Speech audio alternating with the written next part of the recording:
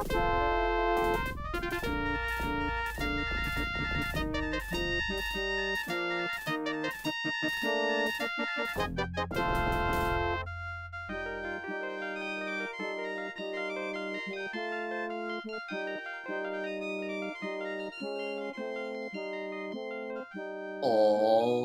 hello everybody, this is Nick from the ArcadeHunters.com. Welcome you to Docking Bay 94 of the Arcade Hunters podcast, number 94. How you doing over there, Gerard? What's the word?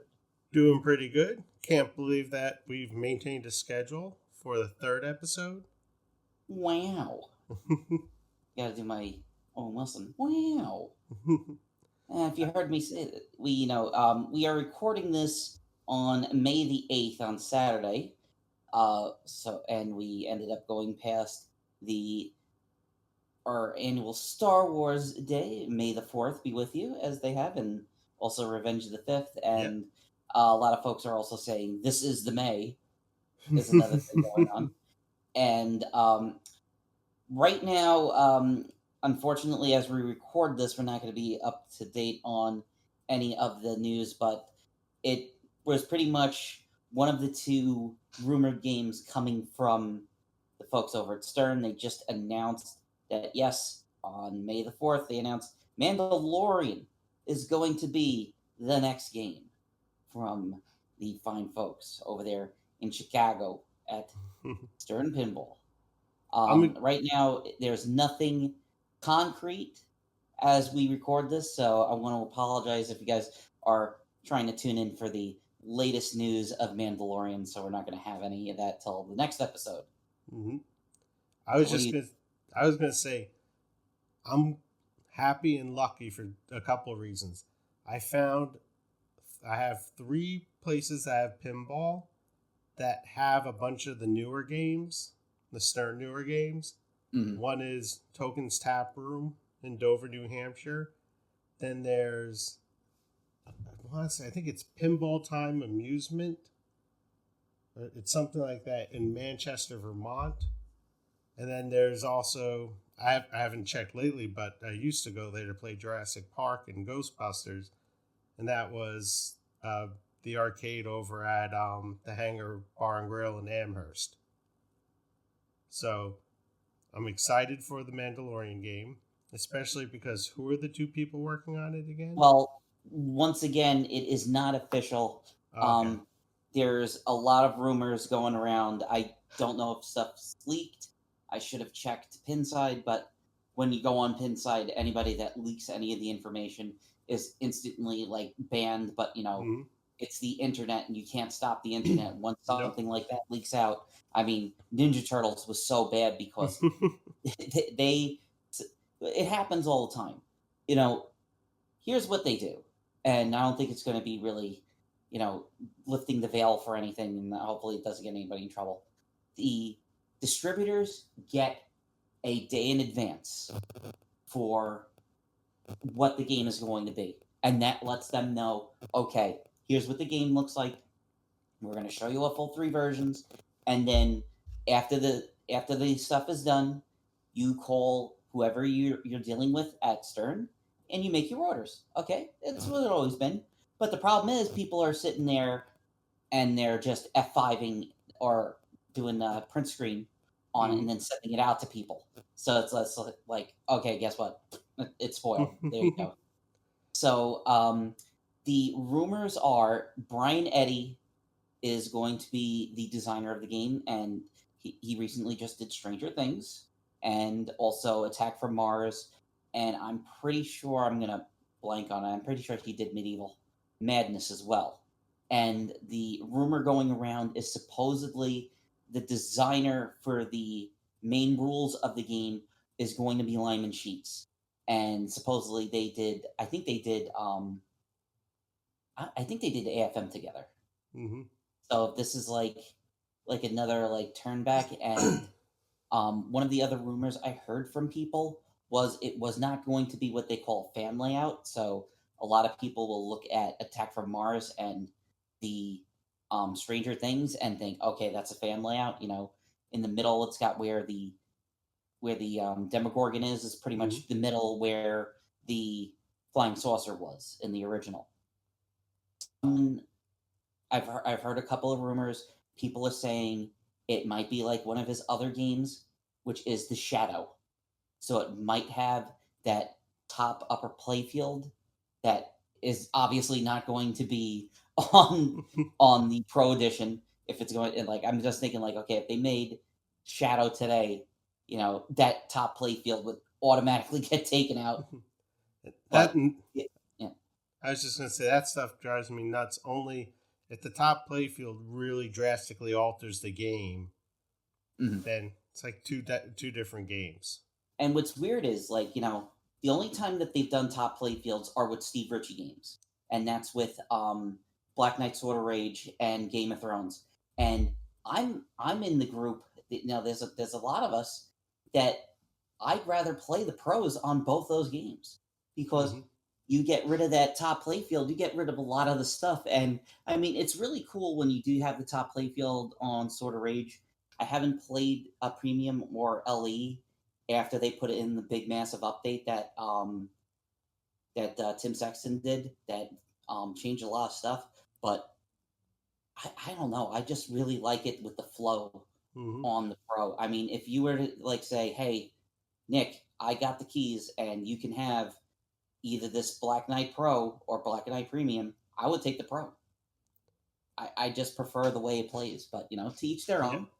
Mm-hmm. That's what I like. But um, Eric and Dave from Pinball Dudes, we donated a Black Knight Sword of Rage Pro to Free Play Florida's pinball tournament, Mm-hmm. and I helped clean it. We had it. We put a nice sign on it. Said this game generously donated by Pinball Dudes, and the one guy brought it back. We had it on. They told us. Eric tells me, he goes, "We still had this thing on the hand truck, and we didn't even unwrap it." And someone called and said, "Hey, is that Black Knight that was at the show for sale?" And they're like, "Yes." He goes, "It went right back out the door." So I'm looking forward to it. I love The Mandalorian. I think it's the best thing that they've done since Disney bought the property because Mm-hmm. of I'm very biased. I'm a Dave Filoni fanboy because I did not I'm one of these idiots that did not give Clone Wars a shake. But Mm-hmm. then everybody's just like, no, it's got this stuff has like the best characterization of like Star Wars characters since friggin' Return of the Jedi. And you're like, oh yeah, that's really good. It's just like I hated those prequels so much. I don't want to go back there, but they're like, oh no, it's really good. He really builds on it. It's like okay, and Bad Batch also came out. They had the first two episodes. The first one's like an hour long, and the other one's an hour, half an hour. Pretty good. I I haven't was watching. I haven't watched Bad Batch yet because I'm still working through the Clone Wars. Yeah, And I everyone, should stop too. But did you watch what is it, Star Wars Rebels? no, There's a couple of nods to Rebels in it, so just to let you know. I know So you got more stuff to watch. I checked online because Disney has this key Clone Wars episodes to watch before the Bad Batch, and everyone says, "Yeah, you can do that and then get the Bad Batch," but you're really shortchanging a lot of great characters and stories and character development. And it's not going to have the same impact without just rewatching the series. I'm like, Mhm. okay, I'll rewatch it So or watch it. since this is our Star Wars episode, we got to start from the beginning. And I figured before we get into the arcade games and pinball machines, I want to get what was your first real exposure to Star Wars? I don't know. I'm pretty sure we have done a Star Wars podcast. I don't care. It's one of my favorites. But for you, Gerard, what was like some of your first times getting into Star Wars? My first, I have memories related to toys and activities. As a kid, I was not a fan of the movies. I Mm-hmm. liked the characters. I liked that a lot. I liked the Return of the Jedi bed sheets I had, bed set I had. I liked one. I remember one Easter, I got an Easter basket and was full of all Return of the Jedi stickers and stuff like that. And I think like a draw like notebook or pad. Like it was one of those like kind of like all in one things. I like that. I Hmm. liked I liked playing Star Wars with people because I like the characters. But as a kid, I mean, I was more into the Ewoks cartoon, and I had the Ewoks tree hut that popped up, the playset that went with the cartoon. Even though I might have been probably was a little too old for it. That was more like a preschool toy. But Hmm. yeah, so growing up, it was more like the Ewoks cartoon. Didn't care too much for the Star Wars movies, but I loved the video games. For me, I ended up finding out, little history of me. I had a house fire, and my mom kept the newspaper from from the day I was born. So when we were going through all the stuff that survived the fire, I was like, oh, look at this. And I'm opening it up, and there's a big ad in it that said, "Coming to your galaxy for 2 weeks only, the original Star Wars." And I'm thinking to myself, okay, if this is April 10th of 1981, I'm pretty sure Empire was almost out. I think Mm-hmm. Empire was like 83, I think it was. But I ended up like reading up on Wikipedia about like there's like a bunch of different ones because, there wasn't any home video. So the only way that you were going to get them Mm-hmm. to remember Star Wars is like, okay, let's play for 2 weeks. So I'm reading and it said April 10th, 1981 was the first time that A New Hope was officially called Episode 4 A New Hope. They put it in that version in 1981.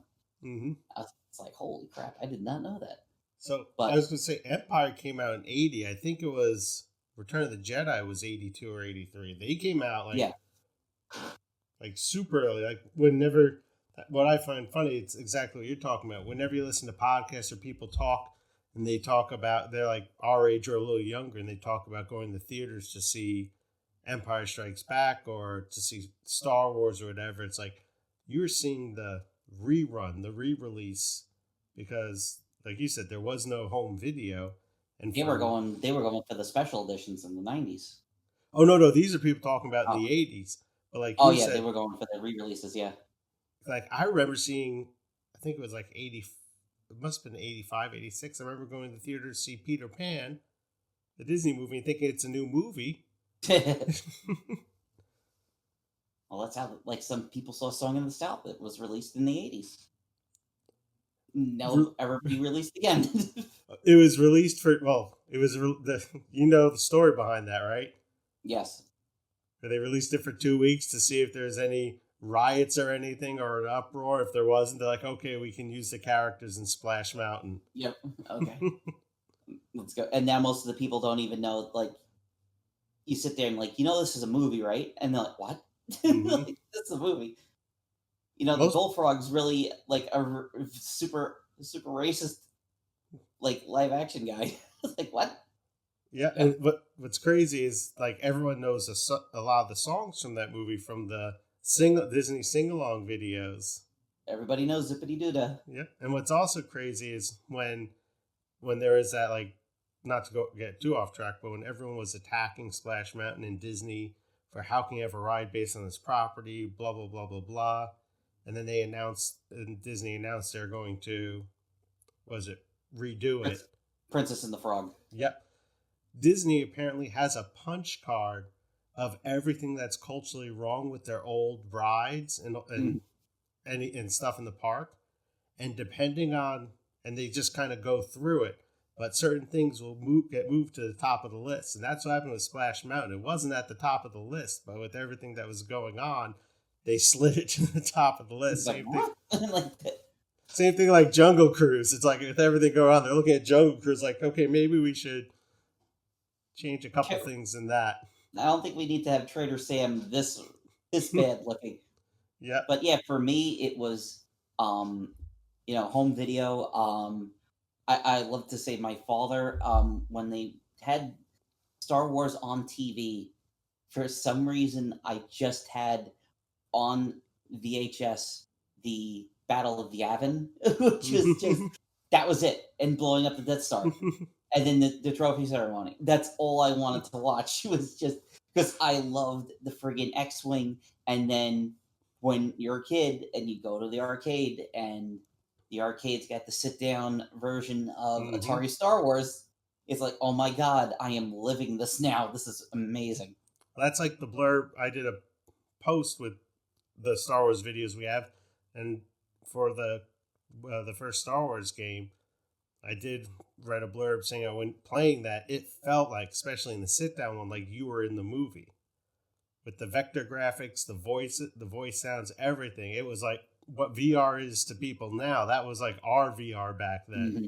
Oh yeah, because just the way it moved, Mm-hmm. nothing looked like that at the time, especially with the vector graphics. I mean, you go back and you look at what they did with the Red Baron, and it's just like it's night and day, and not Yep. just that, it's color vectors, but it's just like, oh my god, it plays so smooth.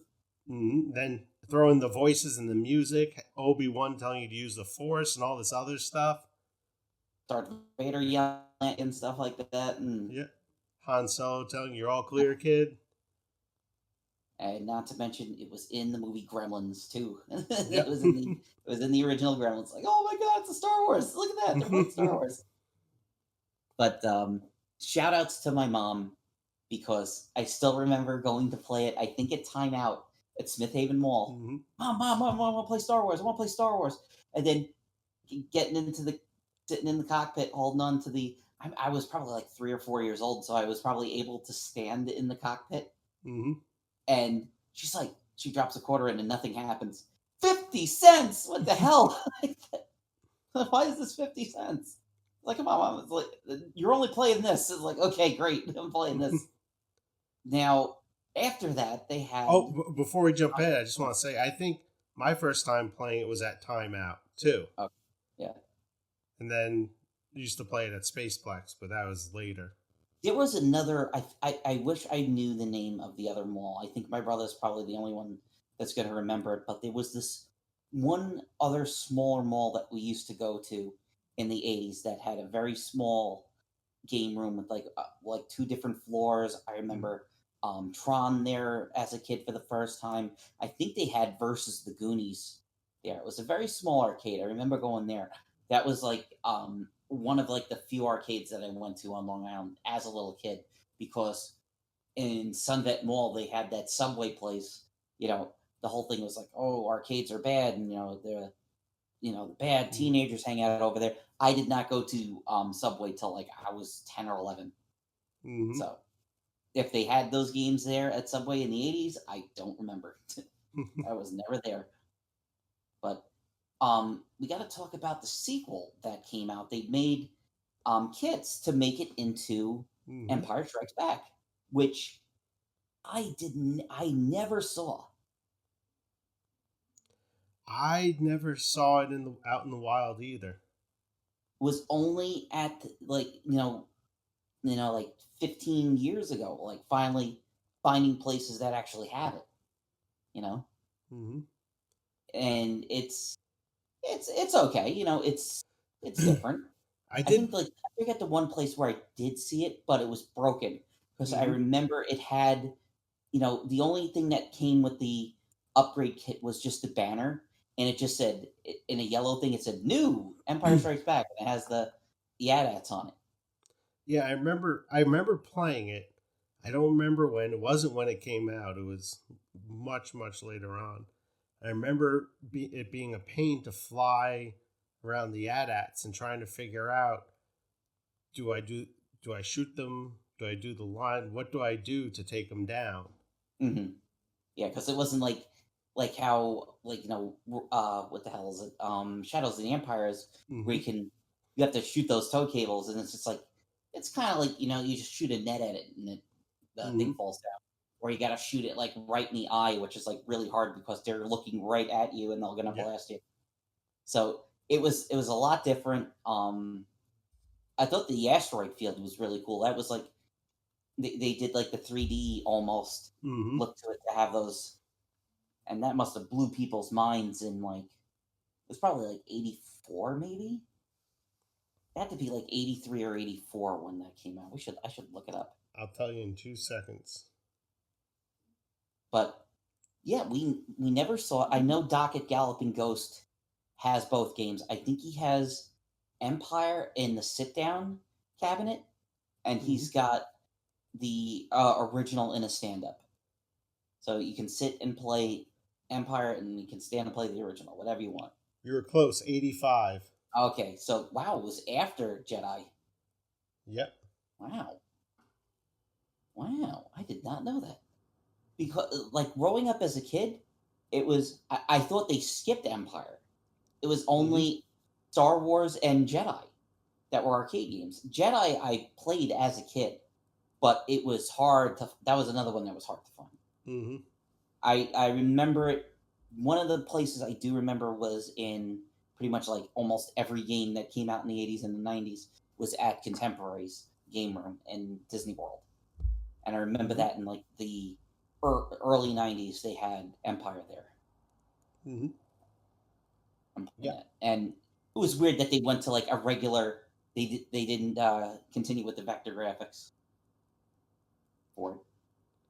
Yeah, I remember not being a big fan of Jedi. I played it, I forgot where, around the time when it came out, sometime between 85 and 1990, and I couldn't get past the speeder bike stage. Me neither. Yeah. The controls were weird because it's almost like an isometric view.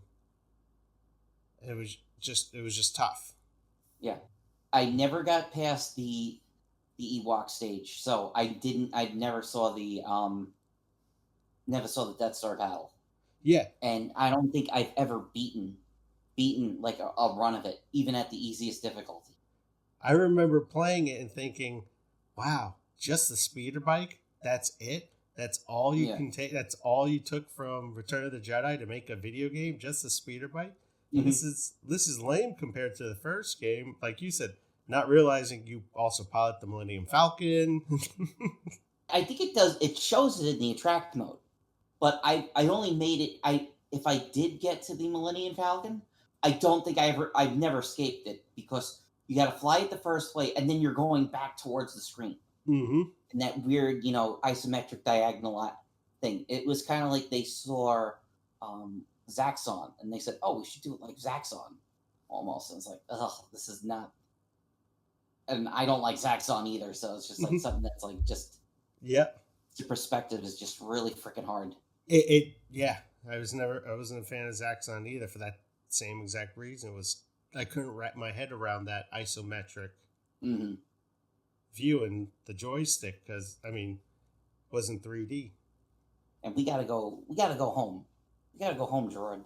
Oh, I don't want to leave the original games and not have to talk about the 2600. Oh, of course. What I was going to say, to jump back to Empire, that The Empire Strikes Back was the one Star Wars movie I did eventually like. I rented it from the library. I think it was like in the very early 90s. I rented all the Star Wars movies, and the only one I liked at the time was Empire, so I would just rent that as a kid. Once I figured out it was pretty good. When I first saw it, I thought it was boring. I still love seeing the special editions, and we got out of the theater, and there was this girl that was sitting behind me, and people were clapping at the end, and they had I don't see what was so special about it. I was like, drop that girl right now. Take her to see Star Wars. Like, drop this. I just thought what was really cool was like when all the special editions were coming out, there was a time where you could literally go see all 3 movies in the theater in a day. Mm-hmm. Some people had like some of the advertisements, but you had to go like to a smaller theater that still was playing the first Star Wars. I was like, oh man, that would have been see all 3 at the same time. Mm-hmm. And now the jaded nerd in me, I had to get the specialized editions because I'm sick of those the extra scenes. I got George. It was breaking your balls that much that the Ewoks didn't blink. I was like, really? That's what killed your immersion, that the Ewoks didn't blink. Tatooine just wasn't right without that. I forgot the name of that dinosaur thing rearing up and throwing a stormtrooper off its back. Dewback. Two bad guys. No, that's something else. Are the goofy CGI creatures added in? Yeah, the little womp rats running around and shit like that. I always wondered what a womp rat looks like because they mention it in that one scene for about a minute or a few seconds. Yeah.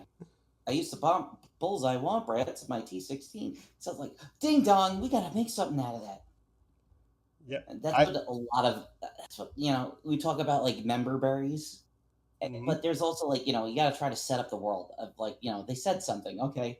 But then they have to turn it into like a scene. mm-hmm.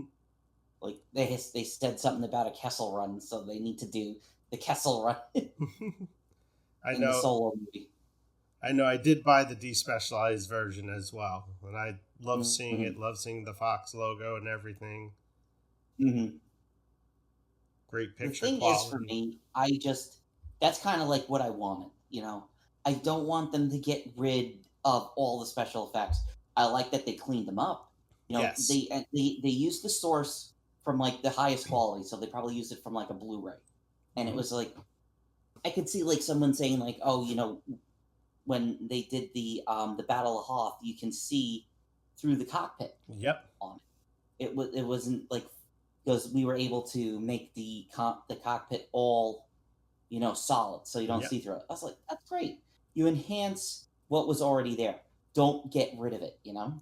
Well, that's funny you mentioned that. I remember when the specialized editions were released in theaters, and they had a special on the news. It might have been Entertainment Tonight or just the regular news, and they had the side by side comparison of the cockpits and from the original version and the special version, showing how you could see through the cockpit, but now they can't. How they touched it up and this and that, and that's all they talked about. So it's like, that sounds pretty good. That there are a couple like just tweaks to make it look that much better, or like hiding any strings that you might have noticed. And it's like, nope, they didn't talk about all the added CGI, which is It's bad CGI. it's I like to think of like how they did with The Exorcist, where they Mm-hmm. added back in the spider walk sequence because Mm-hmm. they couldn't make everything disappear that they wanted to, so they had to throw out what they worked on, even though they filmed the whole thing. Mm-hmm. And there's some people that don't like it because there's supposedly a scene where the two characters are just sitting on the thing talking to each other. I don't know. I don't remember them saying like they got rid of a scene. I might be misremembering my Mm-hmm. information about it because I haven't seen it, but in a long time. But I thought stuff like that was good. It's like, okay, we can improve Mm-hmm. what was there. We're not going to get rid of it. Was like, hey, we can finally get rid of all the strings and shit. Like, Yeah, they didn't have Reagan's head spin and then spin off the body, projecting pea soup all over the room, floating around like a UFO spinning, and then go back to her body. as I was trying to explain it to somebody that was younger, I said, that movie, Star Wars 1977, that was a landmark. It got so many people interested in film, science fiction, Mm-hmm. all the stuff. It won awards. And he said, when you do the special edition, you're just going over everything that those people did, flaws and all. Mm-hmm. And my whole thing is, I don't mind the special editions. I just don't like that I don't have the option to go out and Mm-hmm. buy the original, or why can't the original be included on the Super Ultra Deluxe Blu-ray or on Yep. streaming services? No, it's got to be whatever George Lucas wanted. I mean, when you tell people like Star Wars has been inducted into the National Film Archive, and the National Film Archive told George Lucas no because he wanted to give the 1997 version, and they said no, we want the original, and he still has not given it to them yet. Yep. It's like, are On, you? I was gonna say with George Lucas, I honestly think deep down he knows that the CGI, the added shit that he did, was not great. It doesn't look good. He should have just left it alone, just did the tweaks and fixing the errors, but he will never admit that he made a mistake. So his way was always, well, you're never seeing the originals again. this is the way I wanted it originally. Just like him talking about having, what was it, all the prequels originally mapped out in the beginning. He didn't. He wrote the first one, and then because he hates writing, he had other people write the second one. Mm-hmm. He didn't have this grand scheme with prequels and stuff like that.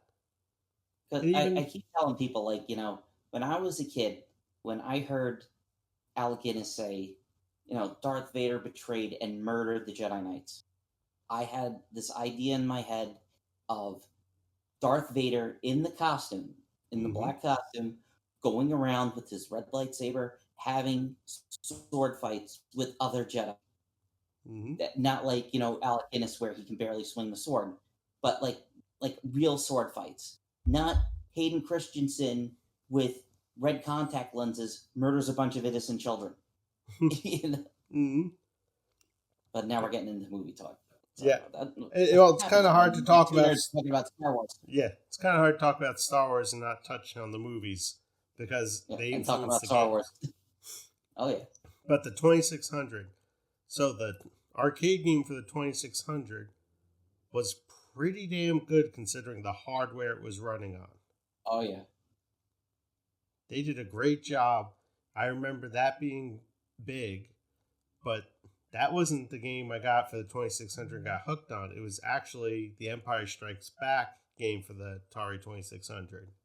Yeah, because I think the timeline goes, they released Empire Strikes Back was the first one that was ever released. And then I think it goes Jedi, and then Star Wars the arcade game, and then Jedi Arena. I'm not sure if that's how the thing goes. I do know that Empire came first. I'm pretty sure that's what went first. But that was the one that my brother, of the three that we had, if I wasn't with my brother to play Jedi Arena, I would play the shit out of Empire. Empire was the one that you played the most. Which is kind of like a version of Defender almost, where you're just going around, and I'm pretty sure, I don't think there's even probe droids. I think you just fight in the AT-ATs, right? Yeah, it's just the AT-ATs, and there's a flashing, so you can shoot them a bunch of times, but there's a flashing dot, which is like a weakness. If you get one shot in there, it'll destroy them. And you just zoom, the screen loops, but you can go left or right, almost like Defender. Oh, yeah. And then they have kind of like their little radar that you gotta watch out. Now, I've done it as a kid. I just let them walk to the friggin' the base and blow it up, and then you just end up having an immediate game over. Yeah, I was just gonna say, so it looks like Empire Strikes Back was 82, then 83 was Star Wars arcade game. Okay. That one I only got late. I think I got that at Too Many Games. So for me, I got the Empire Strikes Back at there's one of those. Toys R Us was famous for the bargain bins. It'd be like like a metal drum, like almost like a odd lot. Yep, it would just be filled with games, and I got it for I think like 35 cents. Oh yeah, that was I tell everybody about how guess what? If you were a kid, the video game crash was awesome because you could go to Toys R Us, you could go to Odd Lot, dunk your head in a friggin' garbage can of trash. Ooh, Empire Strikes Back, 35 cents. And guess what? Mom and Dad don't care. It's 35 cents. Is it going to shut them up for an hour or two? Okay, great. Here you go. Yep, and that was it. So, I mean, there's a video game crash, and then you've told us numerous times. What video game crash? Video games are everywhere. Now they're extra cheap. Yeah. I was like, we didn't mind it. I was like, yeah, bad news for the companies that were putting out shit, but we didn't know better. I mean, there was a couple of cream. There was cream that rise from the crop. Thank you, Macho. But there was a lot of crap, So it looks for every Empire Strikes Back, you probably got one or two I'm trying to think of like a really crappy game. I was gonna say um Tic Pigs Tac in Toe, Space. Pigs Yeah, in Tic Space. Tac Toe. Pigs in Space was okay. I like Pigs in Space, Yeah, but that was I think Empire, freaking Jedi, man, that was Jedi was interesting. It was tough. It was cool, but it was tough trying to get through the shield and shoot and destroy the Death Star. I love seeing the Death Star being built, mhm. the pieces being brought over. Well, that always reminded me of like Sinistar. Yeah. It kind of felt like a Star Wars Sinister almost. You're trying to stop them from fully building the Millennium, the fully building the Death Star before it blows up the all the rebels and stuff like that. Mm-hmm. But just that, no other game I had sounded like that. It was so weird. The Mm-hmm. stuff that they meow, Yep. and then I don't. I know it gets a lot of hate because you have to have a paddle. You have to have a second player. Is Jedi Arena. I still love Jedi Arena. I I love think it's a Jedi fun Arena game. too. Yep. It's a lot of fun. He's like, this looks like shit. I was like, no shit. It's a fucking Atari game. What did you want it to look like? Just play it. Just you need a friend to play it Mm-hmm. because you're playing against a computer. The computer's not going to do anything. Yeah. There is no computer on a 2600. There's no AI. It's not going to give you a challenge. But I always loved those. It's just it had a paddle. Mm-hmm. It made you feel like you were swinging a lightsaber. The only thing I wish they did was had them ignite the lightsaber. That would have Yeah. been one of the coolest things. Yeah. We spent hours playing that when we Oh yeah, dug out the Atari many years ago. because like you can sit there and you can aim the probe droid to shoot at your opponent, Mm-hmm. but all of a sudden like the thing will just start going crazy, and then it just doesn't care and it just starts shooting everywhere. You have to block it or deflect it. You gotta be. I don't think even like one that, for me, I don't have to be in the right frame of mind.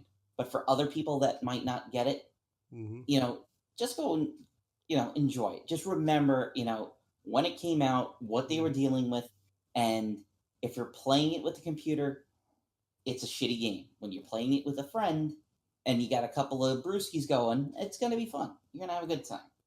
Now, have you ever tried the? I don't even think it's fully working. The prototype for the Ewoks game. No, I didn't. I don't even know if it's out there or not. I've seen the screenshots I of have it it. where you're going around the hang glide. Yeah, I Oh have yeah. a ROM of it. It's next to unplayable. Yeah, you're on the hang glider, like trying to drop these bombs or something. Mhm. It is so bad. It's like really bringing back to like the Ewok cartoon where they're Hmm. trying to like stop the fires, so you're in the hang gliders dropping stuff. Yep. I, I But I remember the one Ewok playset that was based on the cartoon. The Ewoks were almost like McNugget buddies. mhm. There's like virtually no articulation to Yep, them. their hands moved, and no, they had a whopping 2 points of articulation: the left Yep. arm and the right arm. But they Their had legs did. but they had the hang glider. You could squeeze it in. They had that. I think it was a red cart that they could pull and ride in. Mhm.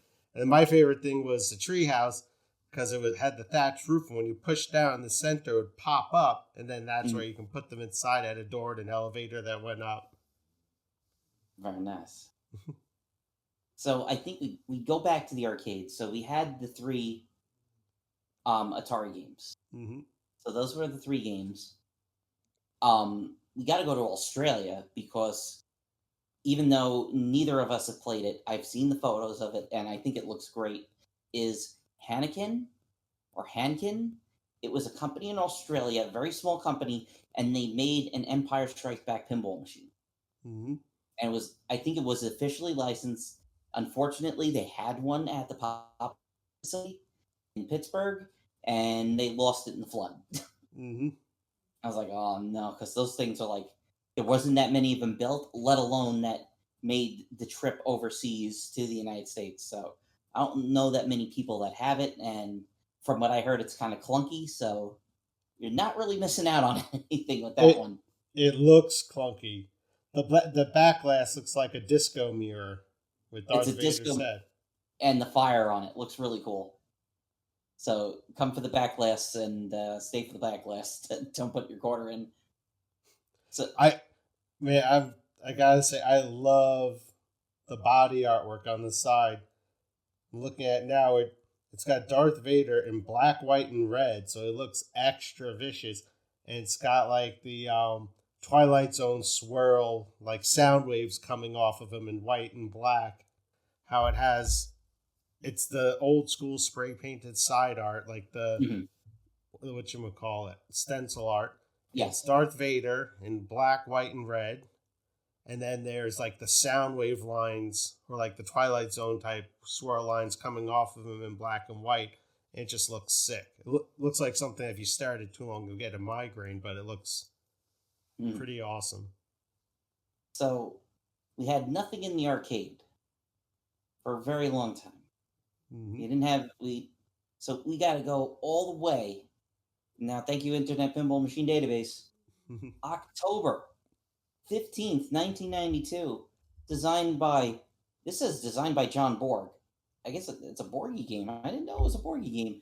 Is the Data East Star Wars came out in 1992. It was Borg? I thought it was. Yeah, this is designed by John Borg.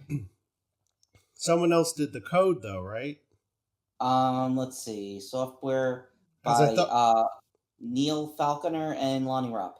Yeah, because when they did the 20th anniversary code update not that long ago, that was it in honor of the original coder who passed away? Yeah, I think Neil Falconer passed away. I'm pretty sure that's his name.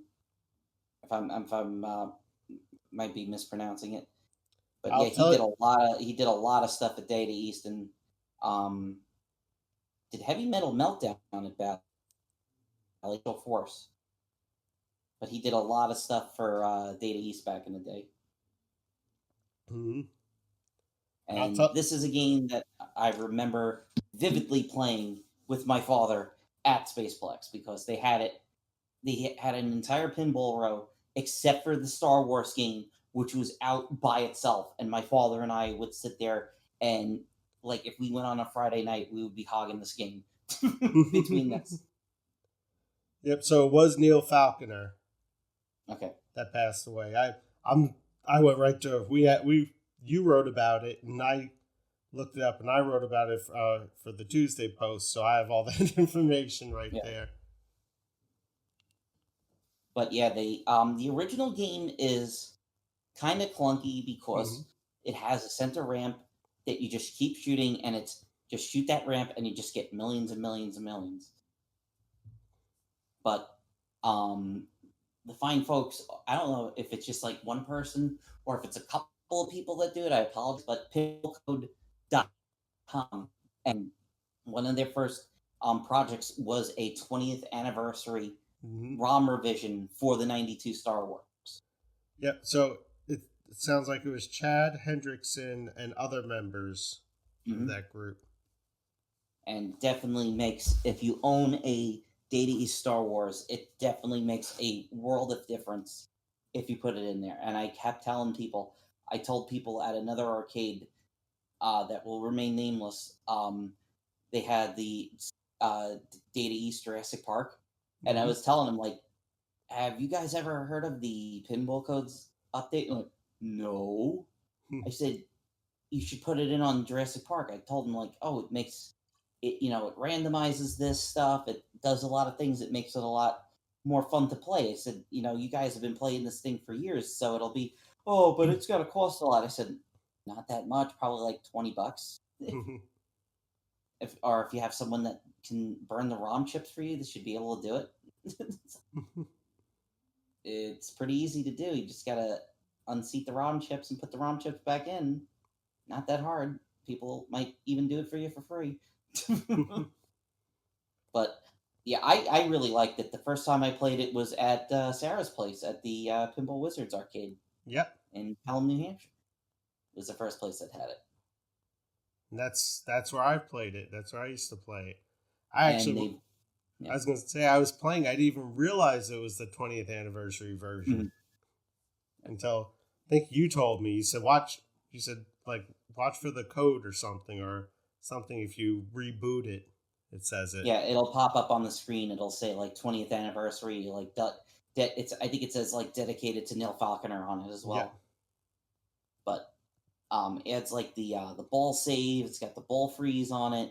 Mm-hmm. Um, one of the things that I don't like about it, and this is the kid in me, is that you have to actually earn the multi ball, Mm-hmm. because if you play the original, you get multi ball on the third ball every time. You always get the access Yep. to multi ball. On this one, it's a user setting, but the way that they have it in the new code is you have to earn it. So you can no longer do millions and millions from the ramp shots, and you got to earn your multi ball. So that's like the two biggest things that I know. I know there's a lot of other stuff that they Mm-hmm. did differently on it, like with a lot of randomization and stuff like that. But that's those are the two big things for me that really change it up. Great game with really cool artwork on it. And then after that, there's the other Star Wars, the special edition, and I'm pretty sure that was from 97, I think it was. Is that Sega? Yes. That one I actually never got a chance to play. I've played it's Star Wars Trilogy, yep, 97, and who was the designer? Well, Lonnie Ropp was the Joe Belser and Joe Kamikow on it. Joe Kamikow and Joy Belser, who also did Wizard of Oz, and Lonnie Ropp and Day on it. So this one's like it's all in gold. It's a Star Wars Trilogy special edition. It's got the 3D backlash that they don't make it anymore, and it's got like a blaster tower. It's got a toy X-wing in it. I don't know. It's okay. Like Mm-hmm. a Sarlacc pet. I'd rather with both of them. If I had to choose between the Sega one or the Data East one, I would take the Data East one. I just love the blue on the Data East. The comic book artwork on that was a lot better. This one's using more like movie style look to it. It's got like a nice Darth Vader in the middle of it and like a Mark Hamill on it. But I just prefer the other one. It played kind of clunky. It was Mm-hmm. a it's a late '90s Sega, so it's like what do you know, you know? Yep. And then we move on to 1999 when What they came. we doing pinball? Or are we doing the other games too? Oh yeah, I think we should hop back in because got to talk about the Sega Yep. Star Wars 32X. I think we'll just call it us 32X Star Wars. I think Yeah. that's the easiest way to differentiate it. Now, I don't know about you, Gerard, but I know there's a big point of contention with this game. Do you know Mm-hmm. anything about this? I don't know So about the. I've played it. I couldn't get it into it. I don't know what the point of contention is. now a lot of people think that this game never came out in the United States. Oh, it did. I had to say it on like Doc Mack on his one of his tours, like when COVID hit and Mm-hmm. was really bad, he was doing daily tours of the arcade because him and a few people were working there and they were doing cap kits, they were fixing up the games, and he said, you know, whenever we get open, we want to be at 100% efficiency. We want to have every game running. So he said, we're going to use this time. He goes, I'm paying everybody. We're going to get through. We're going to fix everything. And like they get to the 32X Star Wars, and he says, oh, yeah, this game was never released in the United States. That's why a lot of you people have never seen it. And I went, what are you talking about? And he's like, what do you mean, what am I talking about? I said, I played this game 2 times before I played it with you guys. And he's like, really? I said, where did you play it? I said, well, first one was in um, in Disney World over at the Pizza Planet arcade. Yep. They had the game there, and then I said they also have it at that Fun Zone Yep. Yep. in Nassau County. The one with the rocket fire explosion.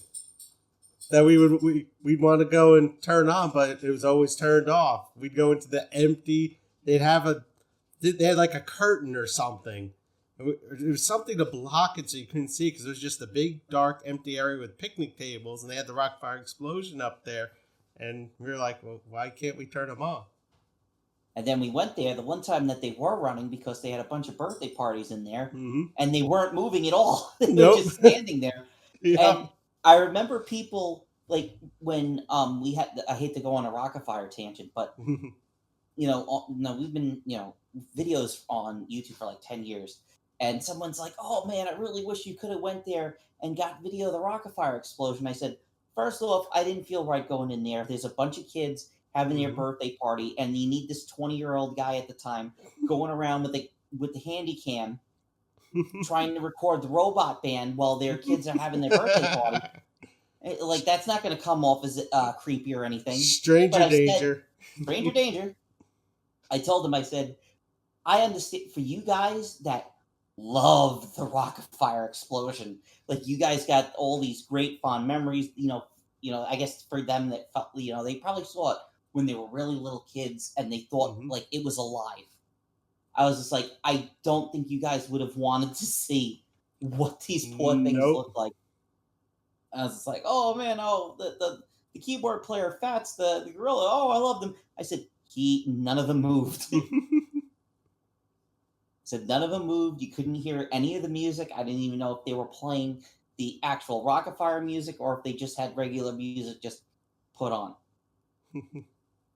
And it was like a big thing because like that. It was like the only one in America that still had one running, but it's probably gone, definitely well gone by now, especially after the pandemic and everything like that. But and then the other thing that was like another thing to like not as a gotcha moment, but there's a photo of John Kolinsky, I think is his name. He used to be the president of Sega America, and there's a photo of him playing Star Wars Arcade, gigantic Sonic the Hedgehog doll in the gunner seat.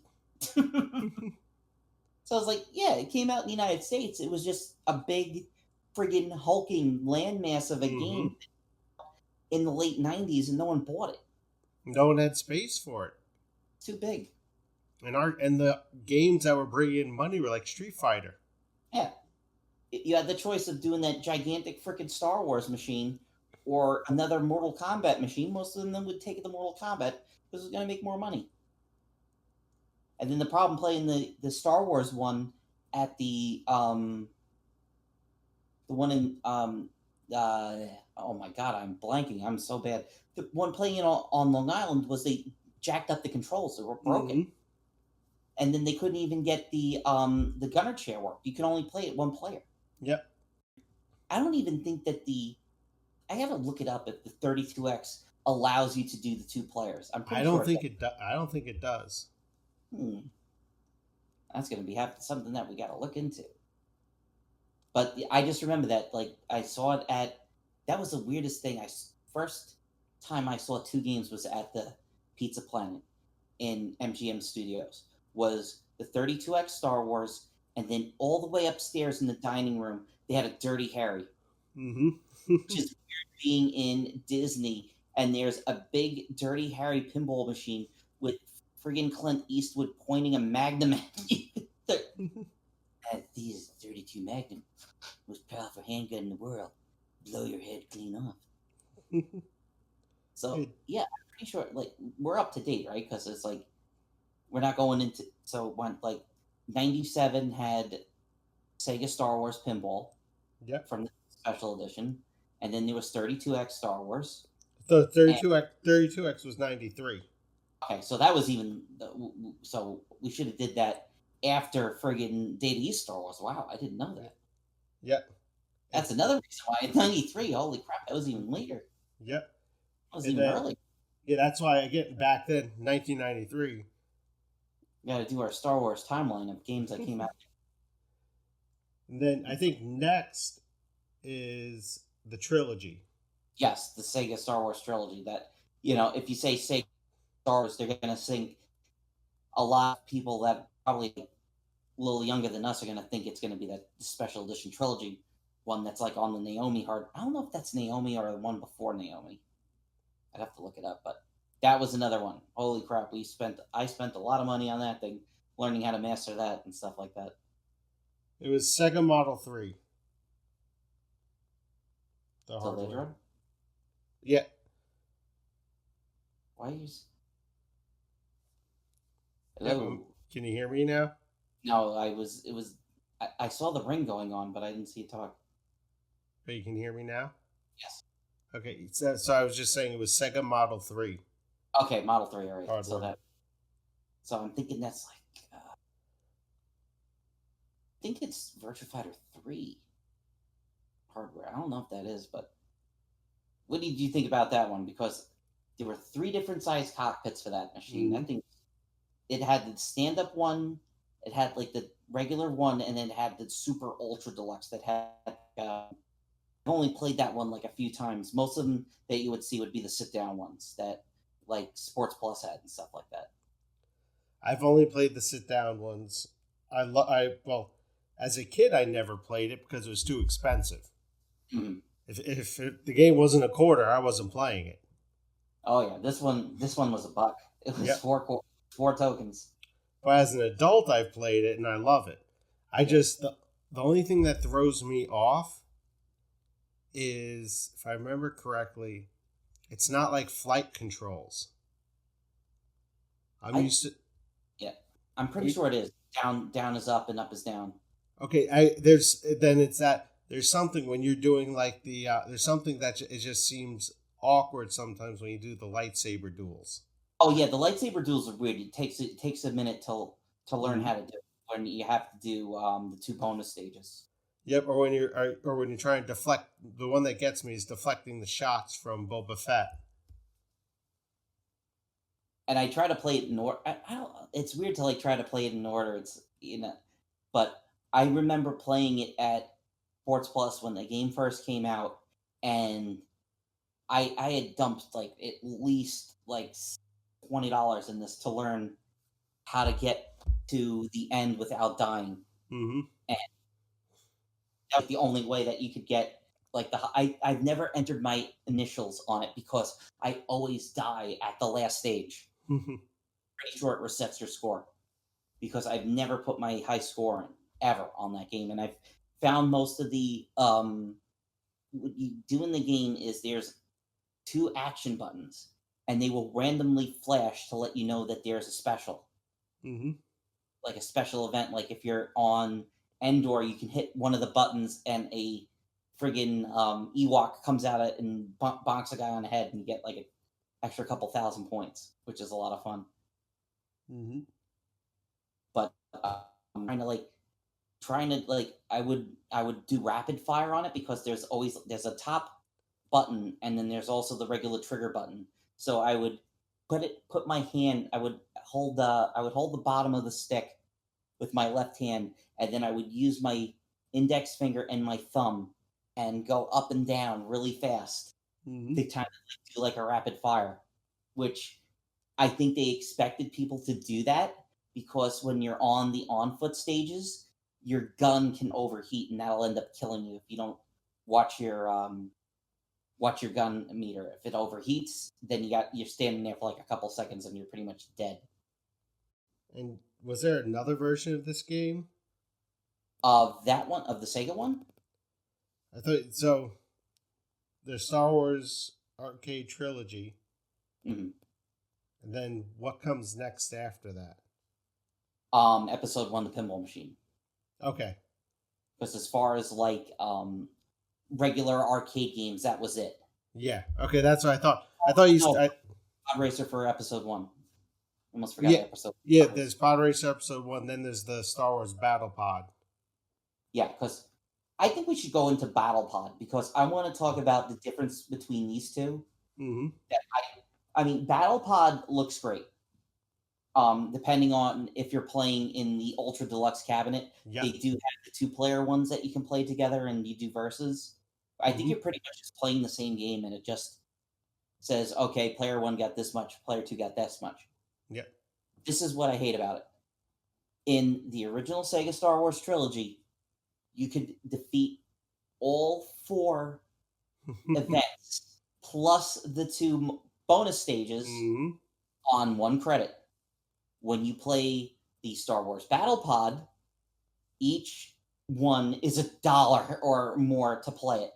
It's that modern marketing. There's some other games similar to that where you win, you beat the stage. To play the next stage, you have to pay more. It's like some of the old sports games where you'll play like 2 or 3 innings of baseball, then all of a sudden it'll pop up to continue playing. Yeah. Well, like I'm like Neo Geo did that with 2020 Super Baseball. It'd be like I forget like how it would tell you like how much like hey if you want to play a full 9 innings it's gonna cost Yep. like $1 to do it. Let's like also when they did the NBA Jam and the NHL ones, it was like okay each 50 cents is gonna get you or a quarter is gonna get you one of the innings or Mm-hmm. one Period. one period, so you got to pay like $2 if you want to play a full game of NBA Jam or 4 quarters depending on where you're playing the game. Yep. But I still remember working at the Dave and Buster's, and I was going around just like minding my own business, making sure everybody was okay. And this one guy I'm seeing he's playing Star Wars, he's playing Battle Pod with his friend, and he blows up the Death Star, and it says insert money to continue. It said you win, insert money to continue. And the guy's like, "This is bullshit. I beat the fucking level. I should keep going, shouldn't I?" That used to drive me nuts with racing games all the time. I came in Well, racing first. games are the best for them Yep. because it's just like, okay, you're done. Screw you. Get off. That's why there's just most of the companies just make racing games. Yep. Think about it. It's just like, what other game do you know that they want people to finish it as fast as possible? A Mm-hmm. racing game. That's why they're all like that. So back to Battle Pod. I like when I played it. I liked it a lot, especially the deluxe cabinet where the joysticks and the seat vibrate. Mm-hmm. I think there's gusts of wind and everything, Yep. and that dome screen. Even though it's not 3D, that curved screen, it's like the friggin' Horizons ride in Disney World. Oh yeah. They that dome screen. Soarin' Horizons. Soren. Yep. Soarin'. Yep. Or Right. Flight of Passage too. Yeah. I haven't done Same Flight of thing. Passage yet. You will love it. Oh, I know. Even though I did not care about friggin' Avatar as far as I could throw it. But that curved screen really works for the immersion, and then when you factor in the other stuff, it tricks you. It's one of those things where you almost think you're moving. The only thing I found though is you can get motion sickness on it. Oh yeah. Because your body's not moving with it. It's almost like putting on a VR helmet and watching a VR YouTube video of someone walking around a park or a place. You're not moving, but your brain thinks you're moving, but your body's still, and that messes it up, and you start to feel you can get motion sickness from that. I noticed a lot more people had that with I forgot the flight one that they had. I'm blanking on the name. I'm looking at it in my mind and I can't think of it, but Namco did another game with the same. Which one was it?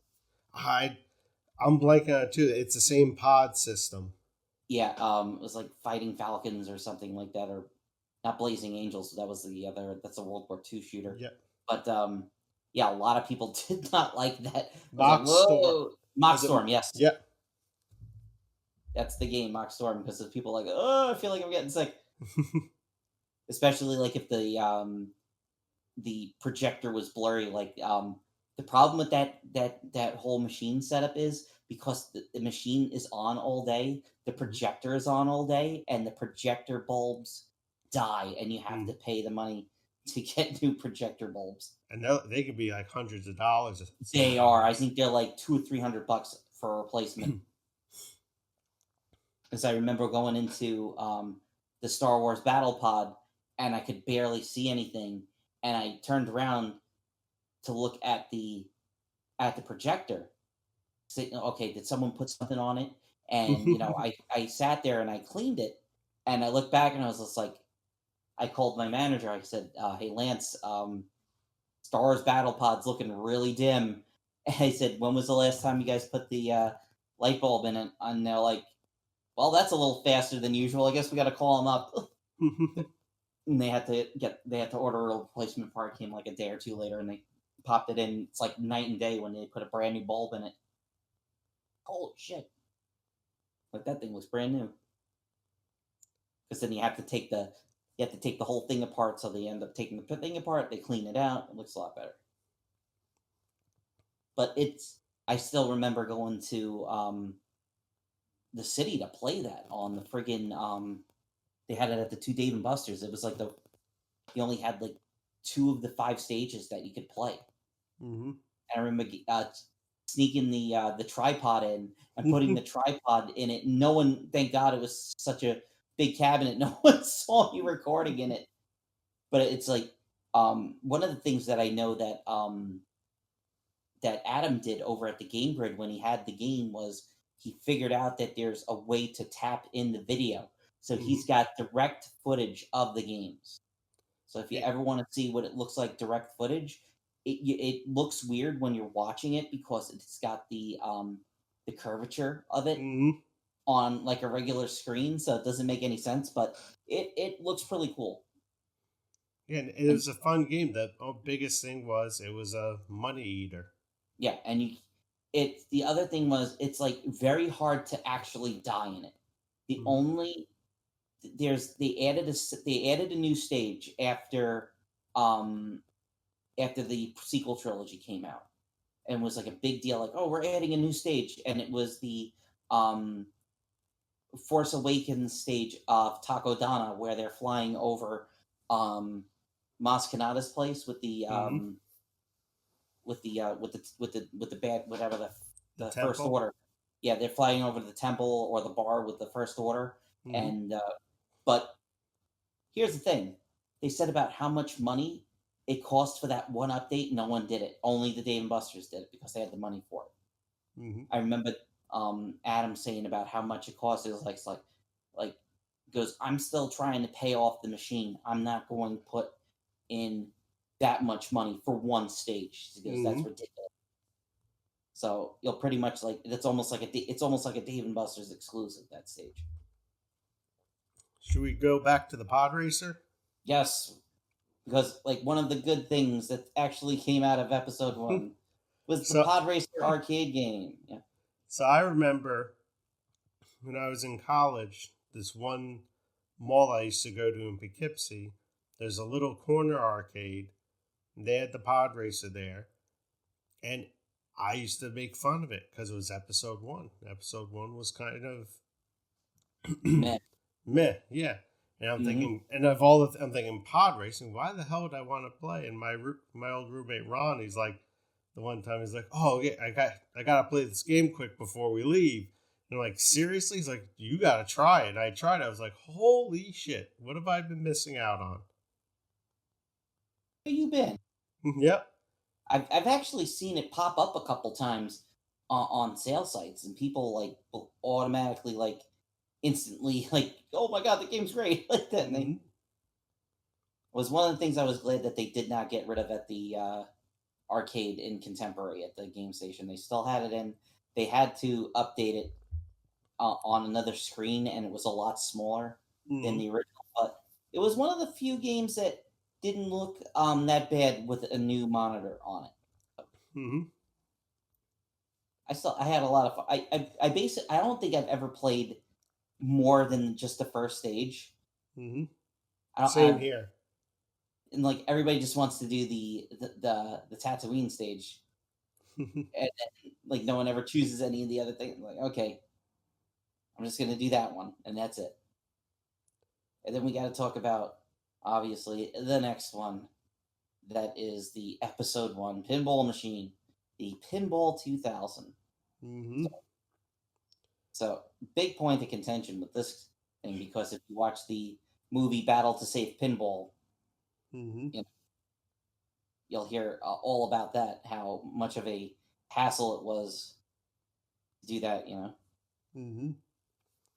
How much of a hassle? It was almost like a last ditch effort. It was like this has to work or we're going bust. If I remember Oh, yeah. correctly, situation. And they were saying, like, I don't know if he says it in, it's been a while since I've watched the movie, Mm-hmm. but I know from reading interviews and stuff that the designer, I think it was, shoot, what was it? It's the, John Papadoux. He Mm-hmm. also did the Magic. The biggest problem with that game was they were under such lockdown from Lucasfilm Yep. because they did not want anything of this movie to leak out into the public. So it was only like a few people that he had on the design team were able to work there. And he was saying about like the biggest problem was pinball is a collaborative project. Mm-hmm. He's even depending on like whatever license working on. But people are allowed to come in, play the game, give you input. He said, I did not have that on this game. It was like I was locked in I was locked in there, and it was only like very little collaboration that I could have. Like he said, none of the other designers were able to come in and say, "Hey, why don't you do this?" Or, Mm-hmm. "Hey, I think this should go there," or "You should do this." They said we weren't allowed to do that. And the other thing that they didn't do, which is kind of just like I know that Williams does it, and I'm pretty sure all the companies do it, and it's just a logistics thing, is that when a pinball machine is made, the first run of pinball machines always go overseas. Mm-hmm. First round of machines never stay in the United States. But George Lucas and Lucasfilm found out about this, and they said, you cannot release this game until the movie comes out. Well, when does the movie come out? It doesn't come out for another 5 months. Okay. So they were pretty much only able to release the game in the United States, and the internet is already a thing, and people are online going, this game's bad, we don't like this game is bad. I mean, they tried to like, and the other thing was they were trying to talk about how it was like a Star Wars celebration, and they wanted to bring the game to the Star Wars celebration. They're like, they didn't want them to bring the game because they thought it was going to ruin the movie. They're like, we don't put the ending of the movie in the pinball machine. So they had to pretty much do this game blind. we got the Star Wars license. Awesome. What can we do with it?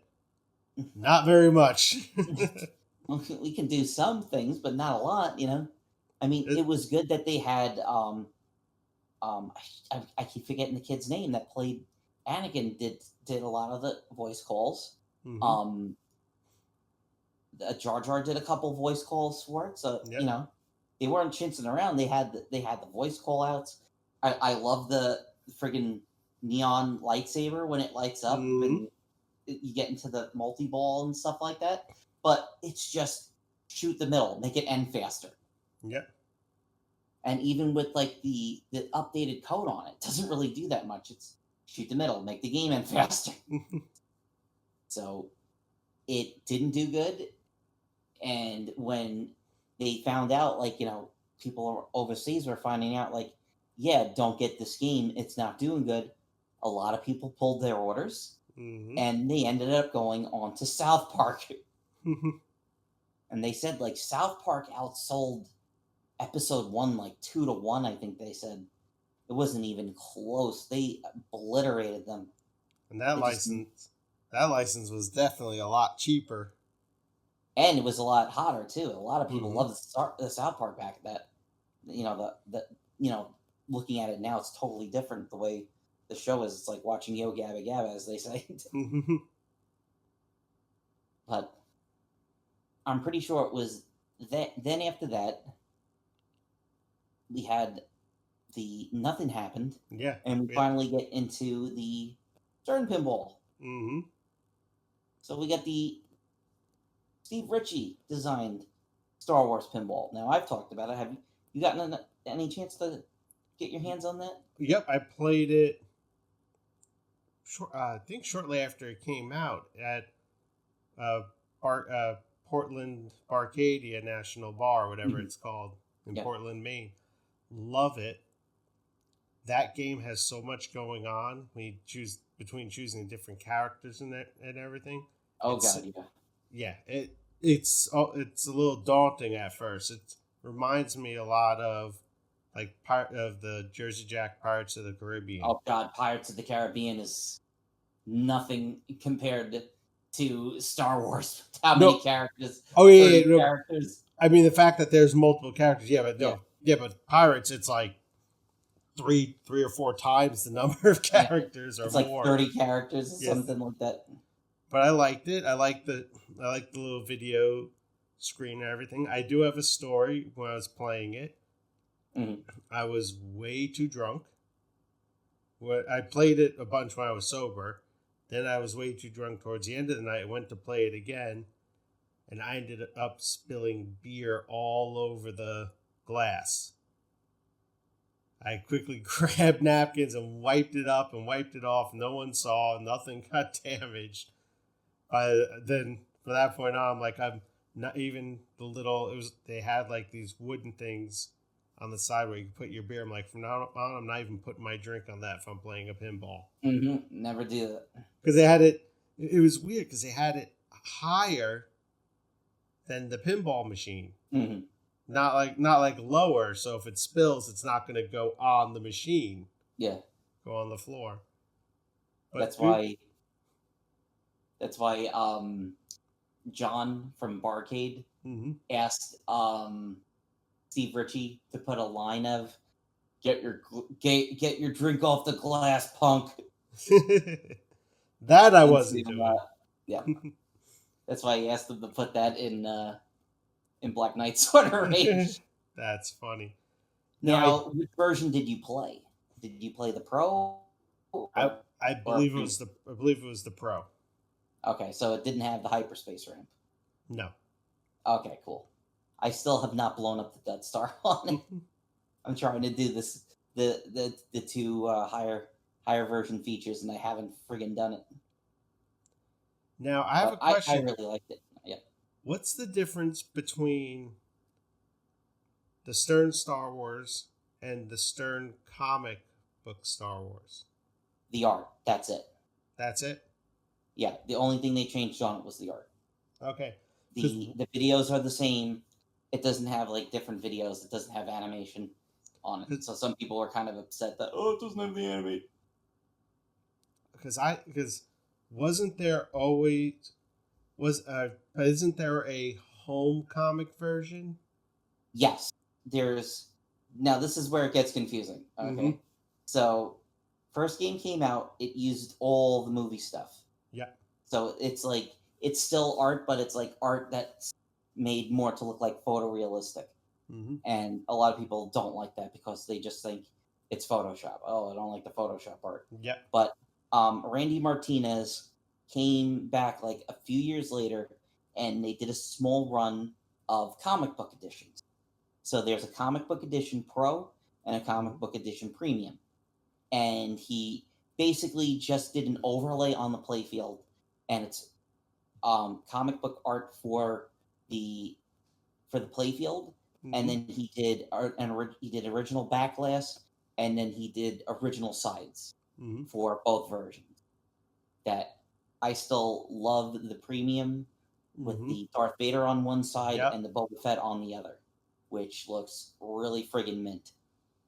And I think a lot of people loved the way it looked. I remember they said that it was a very small, limited run as far as they know. And we were trying to tell people, like, this is it. You know, like, we're only getting this many. You got to order it. And if you want it. I mean, we're going to have it there. You can see it. But good luck with that. And then they made a second one where they made Star Wars Home, Mm-hmm.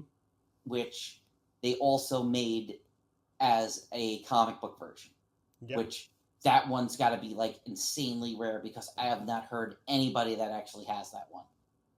And is that the same game? It's a different layout.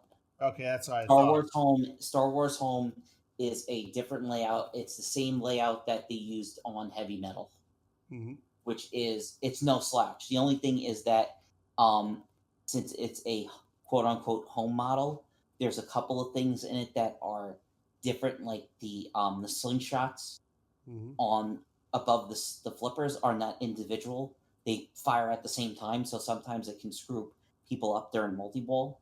Mm-hmm. But it's a fun. I got to play one at Free Play Florida. We had, I think they got like 5 Star Wars homes or 4 Star Wars homes at Pinball Dudes, and they immediately sold just because of just how hungry the market Mm-hmm. is for people that want to play pinball in their home because they don't want to go out and do anything. Yep. So those ones just sold out just like that, super quick. And I don't think there's any Star Wars Redemption games that we're missing, right? I don't think there's. I don't. There might be a Star Wars like metal game in Japan. Yeah, it's got to be like. I definitely know that there's like a slot machine or Apache slot. Yeah. I've seen videos online of Apache slot that look pretty cool, or an actual pachinko machine. But Yeah, I'm I doing think a quick search.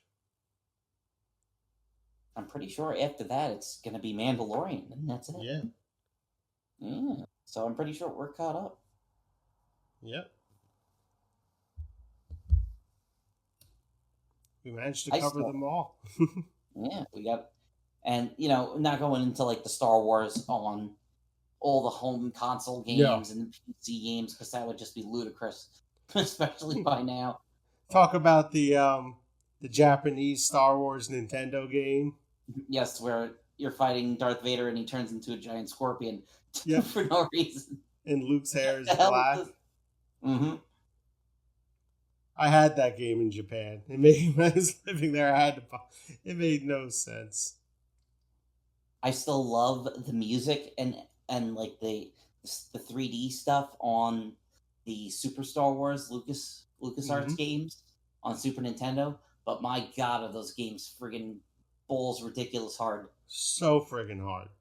I mean, that's like one where you're like, even I just remember like they came out with like the cheat code for it, and you could get like every force power from the beginning, and even with every force power from the beginning cheating, it was still too hard. I like the Nintendo Star Wars game. Mm-hmm.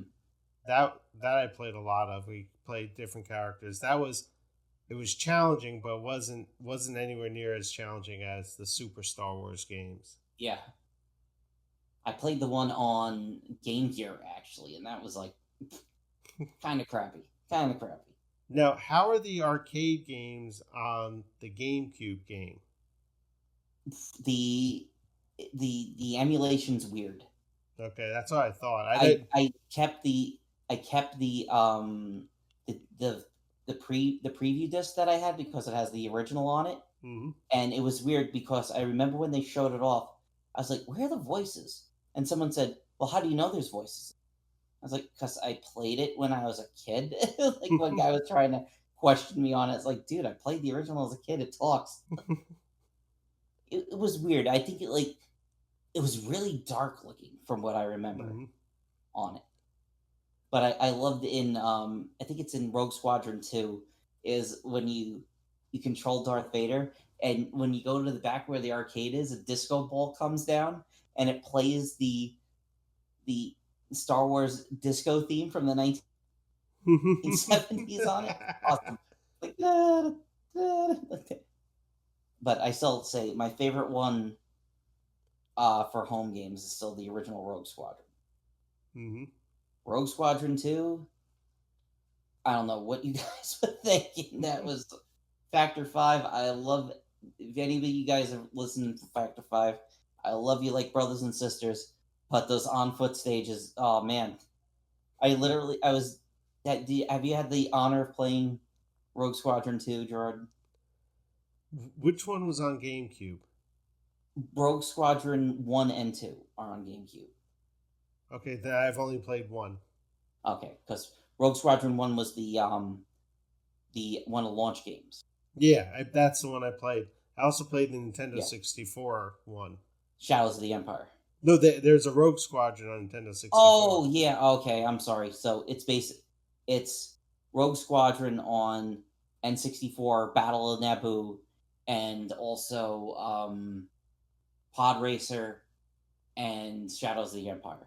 And Yep. then GameCube had Rogue Leader. There's Rogue Squadron, Rogue Leader, and then Okay. Rogue Leader 2. So yeah, I played Rogue Leader and loved it. Never played the second one.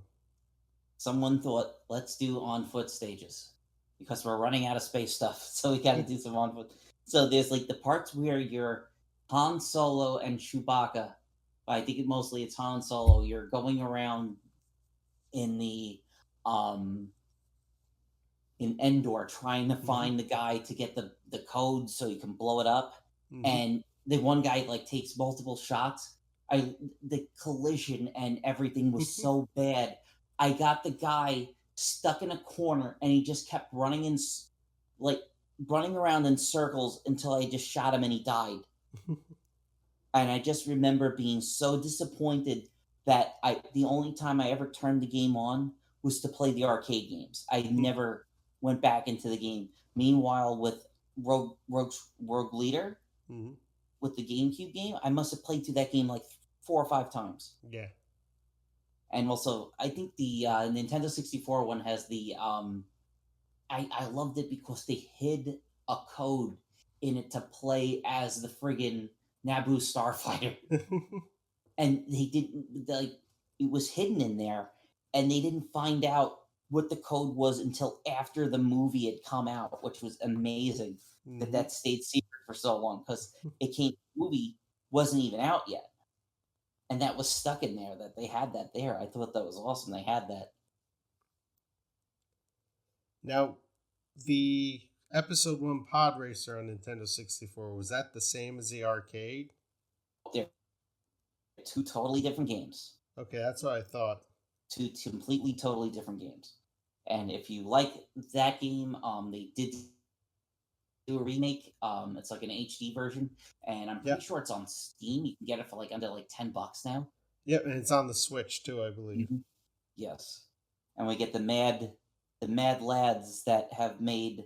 So you're mixing up some games. So there is just a straight Rogue Squadron for Nintendo 64, not Naboo. Yes. Naboo's a different game. Battle for Naboo. Yeah, Battle. I was naming just the 3. Okay. That were on there because it goes Shadows of the Empire, Rogue Squadron, and then Battle for Naboo. Yeah. And then Rogue Leader was the GameCube launch game. Yep. Yeah, because Rogue Squadron was a big deal because it had you had to have the expansion pack, I believe, for Nintendo 64. Yep. I remember that Christmas I got my expansion pack, got my Star Wars Rogue Squadron, was ready to go. Then I got found out that really all it did was just make the textures look a little bit better and didn't pop up as much. Mm-hmm. Because there's like a couple of games that they don't really require it. Mm-hmm. And then there's other one. Then if I would have known like some games, didn't like it that you had to put the jumper pack in, I wouldn't have gotten rid of the jumper pack. Mm-hmm. They're like, oh, you don't need the jumper pack anymore. It's like, why don't I get rid of it? But I think that's good. I think we talked about all our Star Wars games. The Stern Star Wars Pinball is very good. Like you said, it has those multiple characters. They've changed the code on it, so it's just like I still don't know if there's like a character that's like more overpowered than the other ones, but it was that like when the older codes, if you played as R2D2, you could multiply the scores were like insane. Yeah, when I was playing, I was always picking R2D2 after I tried the different characters. My thing was I would play as R2D2 on a limited or a premium, because that would get you to the two Death Star battles, Mm-hmm. and then you could sink the shot and pop the Death Star. But I've never done it, so I ended up. I think I go between now with the new code. I go between Han Solo and Princess Leia. Princess Leia, you have to do a lot more of the missions because she's in a lot of them. Mm-hmm. But I forget what it is what Han Solo does. That's really cool. But like there was, he lets you do like a lot more of the video modes and stuff like that. So Mm-hmm. it really depends what other character you want to try in that one. But it's still I love them. It's a fun game. And it's just crazy to think that there's a pinball game and that the game changes based on which character you pick Mm-hmm. and you play, even though physically it's the same. Yeah. And that's what I knew it once they announced that it was Ninja Turtles. I said, he's going to, I said, he's going to do the exact same thing that he did with Star Wars. All four turtles are going to play differently. That's what they did. On news it. So I don't know if it's going to be, if it's Lyman cheats on the code, I know he's not going to do that for Mando. So we'll see. But we'll talk about Mando in the next episode, 95 of the park. Yep. So, I want to thank everyone for listening, checking out our podcast. We're going to try our best to keep up the schedule. You can always find us on all the social medias, the Twitters, the Instagrams. We don't do Snapchat. And I'm not sure if we're on Facebook a little bit. There's still some cross-posting stuff that's not working right. Yeah, a lot of the stuff on the cross posting doesn't work. I never understood the Snapchat. Snapchats seem to be more people rather than us like showing off stuff and going like, "Hey, look at this pinball machine." Everybody's like, "No, I'm going to sing in front of the camera." Yep. And same thing with TikTok. Yep. Those are more for like regular people, you know. Yep. So if you want to leave us a review in the iTunes, that would be great, or whatever podcasting platform you listen to us. This should be up. I try to have all new posts either Sunday or Monday. I just got back from FunSpot and I have a whole bunch of pictures and videos of some new games that they got that I'll be posting throughout the next few weeks. I just want to know why it thinks that the Instagram thinks that the picture that you posted of the Platoon versus Platoon is a branded post. I think it's still the Platoon logo and things like, "Oh, this is sponsored content." This isn't sponsored content. It's a friggin' picture from like 30 years ago for an arcade game flyer. Yeah. I was like, we're sponsored by Konami from 30 years ago. So I think that'll do it. Thank you for listening, and be sure to check back. Seems like we're doing it every 2 weeks. Here we go. All right, folks. Thanks for listening to the Arcade Hunters podcast. We'll talk to you guys later.